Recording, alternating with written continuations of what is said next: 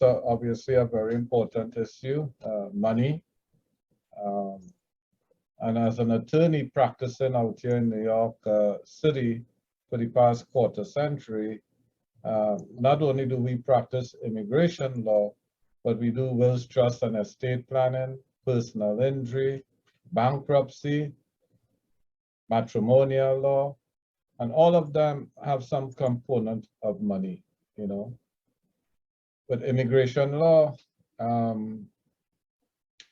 are many different areas in terms of if you're planning to come to the US, how should you proceed? If you're here already in the United States, your choice is very limited. In fact, anyone who comes to the US and they overstay their time, by 6 months, if they leave the US, they're subject to a 3-year bar. If they overstay by 1 year, they're subject to a 10-year bar.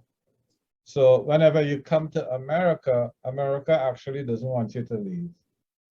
But they don't mind if you're undocumented for a long time, because then you could serve in certain jobs in this economy where there's labor shortages. So nanny, housekeepers, babysitters, and unfortunately, some of the people in the diaspora, they continue to keep these jobs rather than using it as a means to an end. So if you're here in the US, you obviously should focus on your education also. So that part of legalization is very limited once you come to the US and you overstay your time with that visitor's visa. For those of you who come here on a student visa, what is applicable to you is jobs that are in a shortage in the US. So for example, with the multi-trillion-dollar deal that President Biden passed in Congress recently for infrastructure in the US, jobs in the carpentry, electricians, plumbers, painters, those are jobs with a 2-year education, you could make 6 figures. So America, there's abundance, but you have to be, you have to do that research. So the Department of Labor website is a good place to look at if you plan to immigrate from St. Lucia to the US. What is your plan of action? And what you should be doing in St. Lucia is educating yourself accordingly. So in the nursing industry, registered nurses, they make 6 figures here. When they do overtime, 150 a year, and those are people who obviously their first goal, most of them should be to purchase a home, because that will obviously reduce your tax liability and give you the ability to purchase more properties. So some of the more prosperous immigrants that we have here from the Caribbean are those who become registered nurses. But as I said, those plans could be made before you come to the US. And you have to ignore the government in your country when they tell you, and they talk to you in a derogatory way about brain drain. If you look at a lot of the elected officials in St. Lucia and other countries, they got their education overseas. And then they went back to St. Lucia. Not everyone wants to take that path, but what St. Lucians do in this US, England, and other countries is send remittances back to their home country. And remittances is what you use to pay for foreign goods. So Mexico, every year, over $25 billion US dollars is sent back to Mexico by Mexicans. For Jamaica, the #1 foreign currency earner is not tourism, it's remittances, money that Jamaicans send back to Jamaica. In St. Lucia, it's less than $100 million. What does that mean? It may mean that obviously people who come here and don't have no more family back home, or they choose not to reinvest in St. Lucia. So what we have to do in St. Lucia is think about what laws should be passed to attract people to build houses, and to help in the redevelopment of St. Lucia. So when we talk about immigration, we also talk about what? We talk about successful solutions here in the US.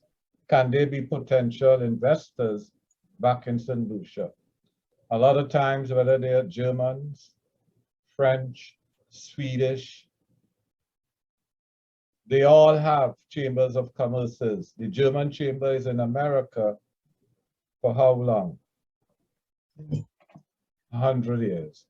The Swedish chamber, there was a Swedish chamber in the US before you had a Brooklyn chamber, Brooklyn Chamber of Commerce. The most successful bank in New York State was called Immigrant Bank. They still operate, but as a real estate development bank. So what St. Lucia and other countries have to do is to do what?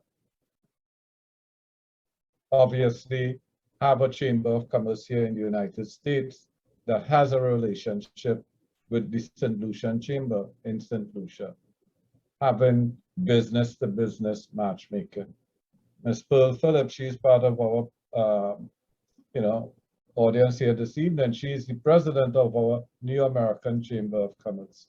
And she also has a coalition where we form with the New American, the African American, and Hispanic American Chamber of Commerce.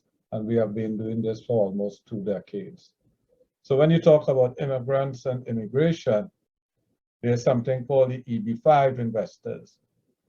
Are there millionaires who want in St. Lucia to become green card holders in America? They give 10,000 of those green cards every year.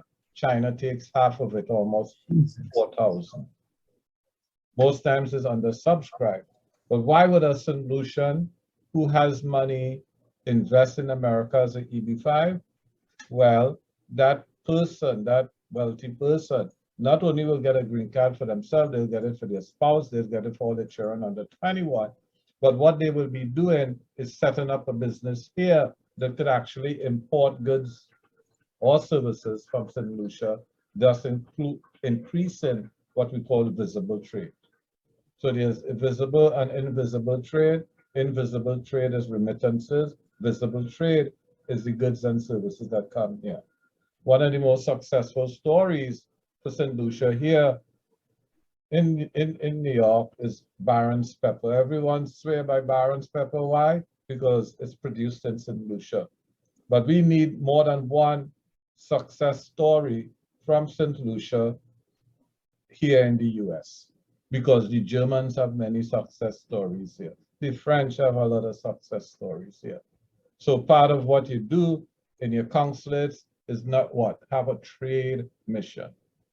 In fact, CARICOM shouldn't be in Guyana. CARICOM should be in New York City. Why? Because you want to increase trade between the US and those various countries in the Caribbean, including St. Lucia. So you have the EB5 investors. St. Lucia is also what? An E2 treaty country, meaning you could invest up to 120,000 or more and stay in the US, not as a green card holder, not as a citizen, but as a business person. So St. Lucians who may go to universities here could open their own professional businesses if they study law, if they study medicine, if in other professional and other small business areas. So you have the EB5s, where you can invest $500,000 or $1 million, and you have the E2, which is a lower amount. A lot of Jamaicans traditionally have come to the US for many years, and they come here on the H-2B visa. The H-2B is a category where you work in the hotel industry, where some people work at the Disney World as H-2B, they work on the cruise ships as H-2Bs. Why should they do that? Well, those people who get those H-2B visas, since they cannot get a visitor's visa, it's a way to get out of St. Lucia. Why? Because St. Lucia cannot provide full employment for its people. Additionally, St. Lucia needs those remittances that those people could send back to their family as what we call invisible trade remittances. And that's one of the reasons Jamaica gets $5 billion plus, more than tourism.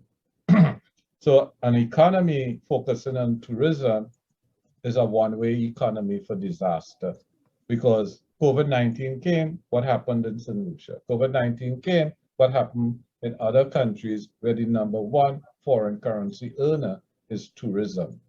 So all economies have to diversify, and you could use immigration laws to help in that diversification.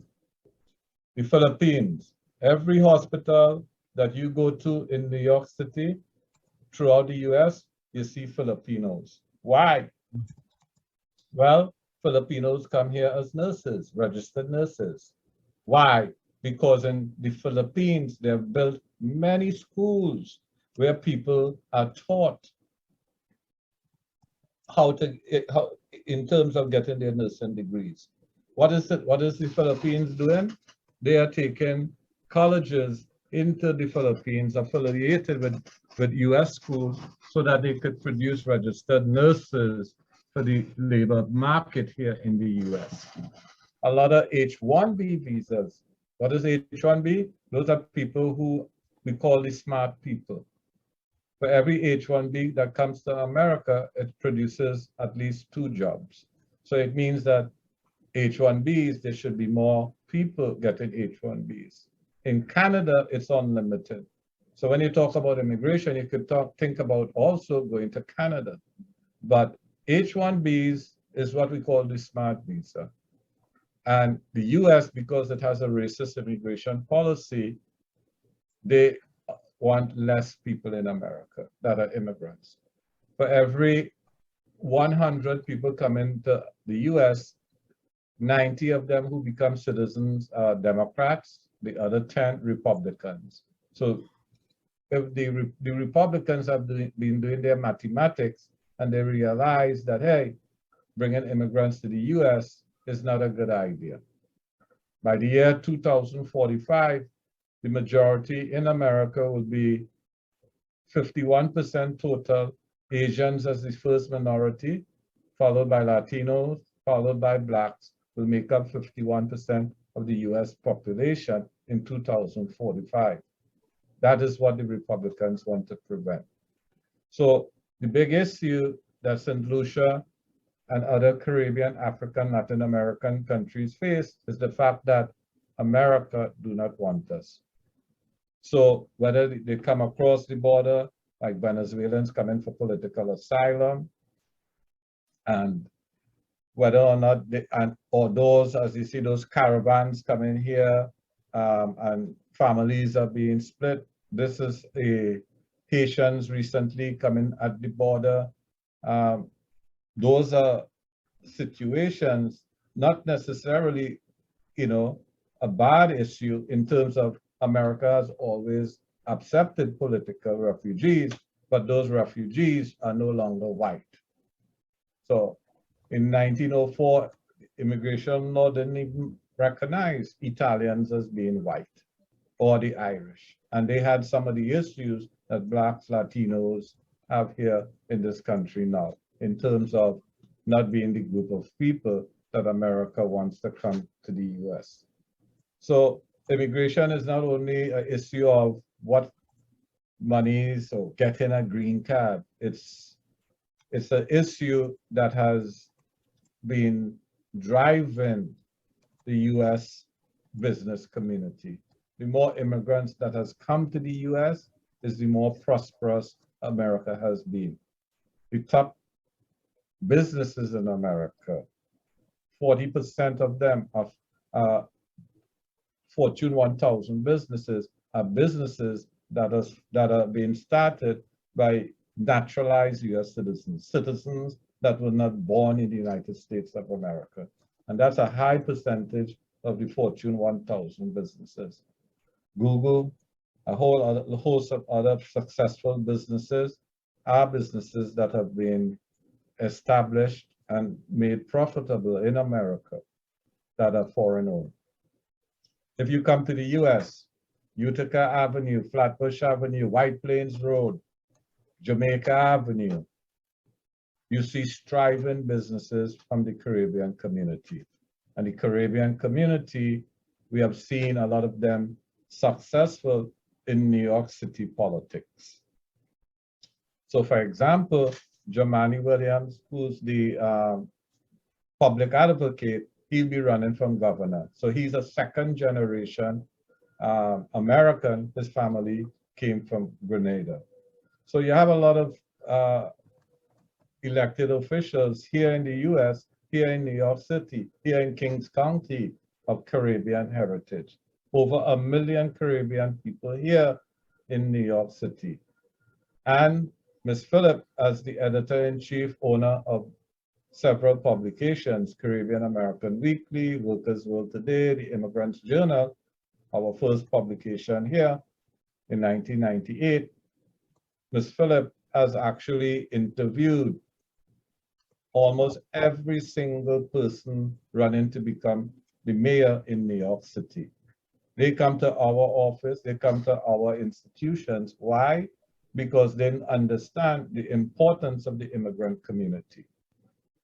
And in New York City, we had the recent success of Eric Adams, the second African American to become mayor of New York City. What does that also mean? New York City has a budget of $90 billion, which is the budget of over 100 countries. And you have a lot of Caribbean businesses that could strive from him becoming the mayor of New York City. And what we do here in the chamber is what we call minority certifications.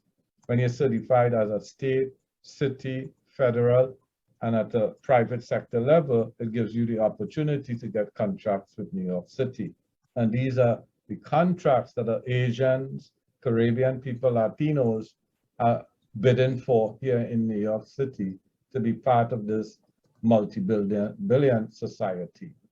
And as Caribbean people prosper, which is what we are concerned about from St. Lucia and other countries, that prosperity, it goes back to their home country in the form of remittances, in the form of people building mansions, hopefully, in the form of actually hopefully starting branches of their businesses down there.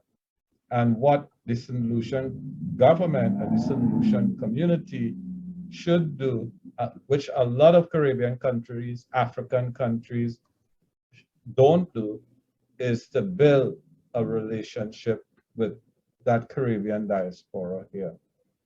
So immigration law, it impacts civil rights, it impacts the elections, it impacts so many different areas of law and business. It is something that we cannot ignore. As you would see on the screen there, you could go to our website. We have a radio show every 2 days a week. We have it on Thursdays and Sundays on 93.5 FM. Ms. Phillip is the host of that show. We also have it in Spanish on Sundays. And that number there is for you, as Ms. Phillip would say, is there for you to keep, to share, and obviously to use when you need a free consultation on any legal matter that you have. When you go to the website, www.askthelawyer.us, and you notice we prefer the .us, www.askthelawyer.us, you could get a free consultation on any legal matter, and people call us from throughout the United States and in the Caribbean. In the Caribbean, most of our calls come from Jamaicans, because Jamaicans make up almost half the Caribbean immigration community here in New York City. But as I said, we do wills, trust, and estate planning, matrimonial issues, bankruptcy issues. So when you guys have financial trouble, our presenter before, you send them with the debt, I'll get rid of it, and then they could start saving with you. We get people back into place because they make, obviously, bad mistakes sometimes with their financial issues. So financial literacy is extremely important. And it is not only planning for the future, but you're also planning for your children. When you have equity in your home, It doesn't earn interest. It earns nothing. And that equity is what other people, white folks, have used in this country to capitalize their business, to buy a second home, to buy a third home. With that equity, you could buy into a franchise if you don't understand business, but you obviously choose the right franchise. You could start that mom and pop business, that restaurant, and be very careful. 90% of most startup restaurants fail. So when you get into business, you don't want to lose your money. You want to obviously invest your money wisely. But home ownership is extremely important. And a lot of Caribbean people come here, St. Lucians and others, and that's one of the first things that they do, which is to purchase a home. And that's what we have to encourage people also to purchase their first home. With that comes also tax savings. So as an attorney, my background is in not only law, but I have a degree in accounting. I have a master's in economics. My law degree I did in 2.5 years. I have a certificate in banking. I have 12 more credits for a degree in computer science. Yes. We Caribbean people understand what an education can do for you. So thank you for having me here this evening. And I thank, Rohan for having me here today. Thank you. Wow, Mr. Figeroux, thank you, thank you, thank you. That's really powerful. I'm happy that we have some royalty people, and people are very influential. People have been